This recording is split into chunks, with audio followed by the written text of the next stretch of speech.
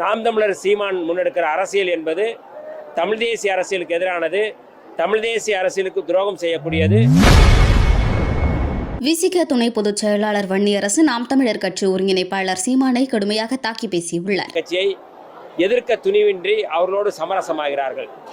நடிகர் விஜய் அவர்களாக இருக்கட்டும் அல்லது நாம் தமிழர் கட்சியுடைய சீமானா இருக்கட்டும், இந்த இருவருமே இந்து ராஷ்டிர கனவை நனவாக்கக்கூடிய, சனாதன கனவை நனவாக்கக்கூடிய அவருடைய ஒட்டுக்குழுக்களாக இன்றைக்கு செயல்பட்டு கொண்டிருக்கிறார்கள். இன்றைக்கும் அவர்கள் இந்தியை திணித்து கொண்டிருக்கிறார்கள். மும்மொழி கொள்கையை, அதாவது தேசிய கல்விக் கொள்கையை ஏற்றால்தான் 2152 கோடி ரூபாய் நாங்கள் தருவோம் என்று தர்மேந்திர பிரதான் வெளிப்படையாக அறிவிக்கிறார்கள். இது குறித்து யாரும் கண்டிக்கவில்லை.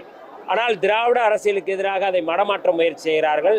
முழுக்க முழுக்க நாம் தமிழர் சீமான் முன்னெடுக்கிற அரசியல் என்பது தமிழ் தேசிய அரசியலுக்கு எதிரானது, தமிழ் தேசிய அரசியலுக்கு துரோகம் செய்யக்கூடியது. இன்றைக்கு தமிழர்களுக்கு துரோகம் செய்யக்கூடிய ஒரு கட்சியாக இன்றைக்கு நாம் தமிழர் கட்சி RSSனுடைய ஒரு கிளை அமைப்பாக மாறி இருக்கிறது.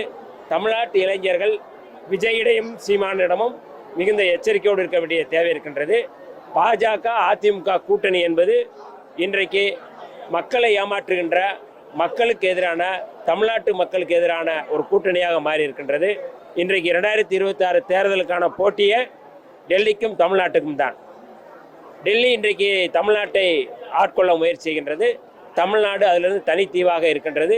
எப்போதும் தமிழ்நாடு என்பது சுயமரியாதை உள்ள ஒரு நாடு, மாநிலம், சமூக நீதி உள்ள மாநிலம், இன்னும் கூடுதலாக மதச்சார்பற்ற ஒரு மாநிலம் என்பதில் எந்த மாற்று கருத்துமில்லை.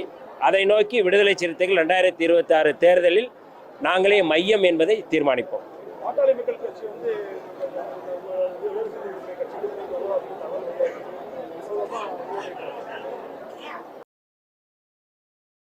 செய்திகளை உள்ளது உள்ளபடி தெரிந்து கொள்ள ரெஃப்ளெக்ட் நியூஸை சப்ஸ்கிரைப் பண்ணுங்க.